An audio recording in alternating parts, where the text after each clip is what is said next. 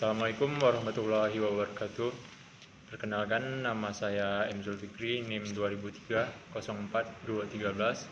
Saya mahasiswa dari Fakultas Ekonomi dan Bisnis Prodi Manajemen Universitas Muhammadiyah Riau. Di sini saya akan menjelaskan materi dari pertemuan 2 hingga 7 Manajemen Sumber Daya Manusia.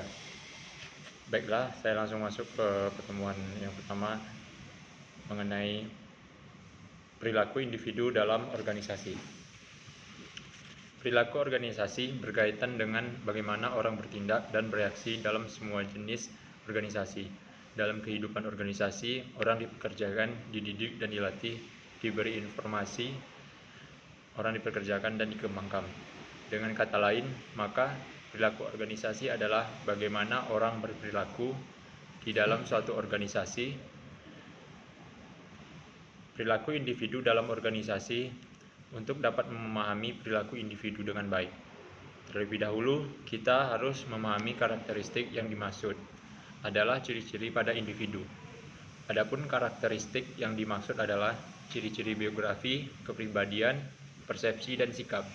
Menurut Toha 2009. Hasil-hasil interaksi antara individu-individu dalam organisasi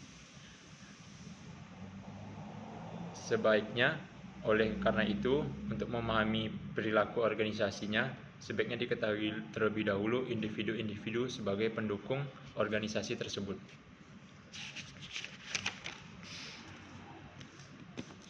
Organisasi yang juga merupakan suatu lingkungan bagi individu mempunyai karakteristik pula. Adapun karakteristik yang dipunyai organisasi antara lain keteraturan yang diwujudkan dalam susunan hierarki, pekerjaan-pekerjaan, tugas-tugas, sistem pengendalian diri, dan lain sebagainya. Sebagai keunikan yang dimiliki seseorang, dilihat dari ketelitian, keramahan, dan lain-lain. Teori ini juga mengasumsikan bahwa semua orang memiliki sifat yang berbeda-beda, namun keunikan yang masing-masing dimiliki pula.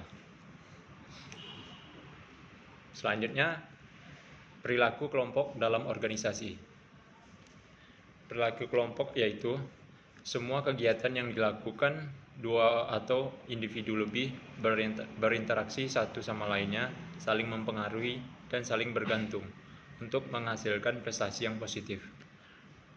Baik juga jangka panjang pertumbuhan diri. Bila suatu kelompok terdapat dalam suatu organisasi, maka anggotanya harus memiliki yang pertama, motivasi untuk bergabung. Yang kedua, menganggap kelompok sebagai kesatuan untuk dapat berinteraksi satu sama lain. Selanjutnya, berkontribusi dalam suatu organisasi berbagai jumlah kelompok. Yang keempat, mencapai kesepakatan dan ketidaksepakatan melalui berbagai interaksi. Jenis-jenis kelompok.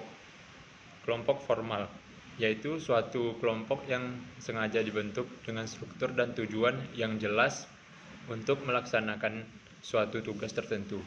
Contoh kelompok formal yaitu seperti kepanitiaan dan keormasan dalam suatu acara atau organisasi. Kelompok informal, suatu kelompok yang tumbuh dari proses integrasi, daya tarik, dan keutuhan organisasi maupun kebutuhan seseorang. Contoh kelompok informal seperti arisan dan PKK lainnya. Kelompok dibedakan menjadi kelompok primer, yaitu umumnya dalam satu kelompok diikuti sedikit orang, memiliki solidaritas yang tinggi terhadap anggota. Contohnya kelompok primer yaitu keluarga, kerabat, teman sebaya. Selanjutnya kelompok sekunder. Umumnya memiliki jumlah keanggotaan yang banyak, komunikasi yang dibangun bersifat sementara dan impersonal. Contohnya organisasi, kelompok belajar, dan lain-lain. Fungsi kelompok. Adapun fungsi kelompok yaitu kelompok sebagai alat utama untuk mengurangi rasa ketidaksamaan, kegelisahan, dan rasa kurang mampu. Kelompok menjadi alat bantu memunculkan ide-ide baru atau alat untuk menyelesaikan suatu tugas secara kreatif. Kelompok dapat digunakan untuk membantu pelaksanaan keputusan yang kompleks. Selanjutnya, kelompok dapat dipergunakan untuk alat sosialisasi, pekerjaan, dan pelatihan. Dan kelompok juga merupakan alat utama untuk pengembangan dan pengujian realitas sosial. Tahap-tahap pengembangan suatu kelompok. Yang pertama yaitu ada tahap pembentukan. Tahap ini ditandai dengan adanya beberapa ketidakpastian dalam tujuan kelompok, struktur, dan kepemimpinan. Yang kedua ada tahap kekacauan. Tahap ini ditandai oleh adanya intragroup konflik para anggota berbeda pendapat dalam berbagai aspek sebagaimana di atas. Yang ketiga ada kelompok integrasi. Kelompok ini ditandai oleh munculnya identitas kelompok, standar perilaku sudah mulai terbentuk, anggota sudah mulai bekerja sama dan saling mengenal. Yang keempat ada terintegrasi. Tahap ini ditandai oleh adanya kesepian kelompok untuk melakukan tugas-tugas sebab kelompok sudah memiliki semua unsur untuk memulai melakukan tugas. Dan yang terakhir, yang kelima, efektivitas kelompok. Tujuan pembentukan kelompok ini sebagaimana telah disebutkan dalam untuk memelihara dan meningkatkan organisasi. Selanjutnya yaitu materi standar kinerja. Dibutuhkan penilaian kinerja untuk menetapkan tingkat kerja karyawan yang berstandar. Semakin jelas standar kinerjanya, makin akurat tingkat penilaian kinerjanya. Banyak masalah yang dihadapi operasional perusahaan. Adanya para penyedia maupun karyawan yang belum seluruhnya mengerti apa yang seharusnya mereka kerjakan. Standar kinerja tersebut belum pernah disusun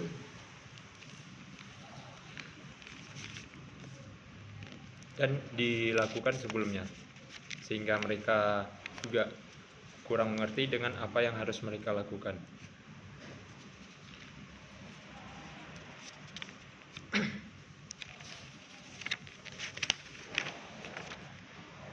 Selanjutnya ada instrumen evaluasi kerja. Evaluasi kinerja sebenarnya analog atau setidaknya merupakan bagian dari ilmu penelitian. Evaluasi sebagai riset kegiatan untuk mengumpulkan, menganalisis, dan menyajikan informasi yang bermanfaat mengenai objek yang dievaluasi. Evaluasi kinerja merupakan proses pengukuran dengan menetapkan angka, nilai. Kata-kata itu termuat dalam skala penilaian.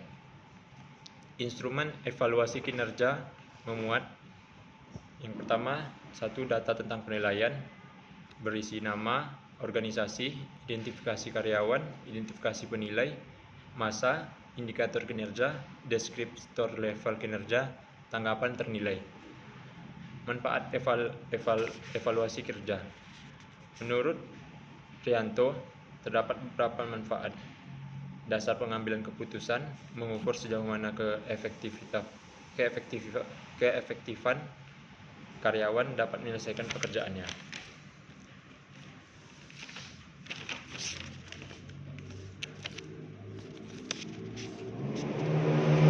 Fungsi standar kinerja.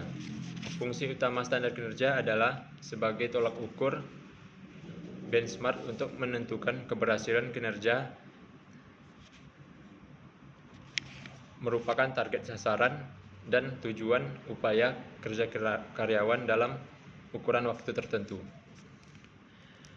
Pengembangan standar kinerja. Adapun pengembangan standar kinerja, yang pertama ada hubungan relevansi dengan strategi perusahaan. Yang kedua mencerminkan keseluruhan tanggung jawab karyawan dalam melaksanakan pekerjaannya.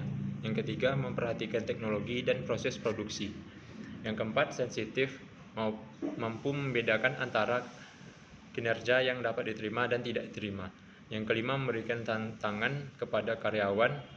Yang keenam realistis, standar kinerja harus realistis. Yang ketujuh berhubungan dengan kerangka waktu pencapaian standar kinerja. Yang kedelapan dapat diukur dan alat ukur mengukur standar kinerja. Yang kesembilan, yang 10 standar harus konsisten dan adil, dan standar harus adil.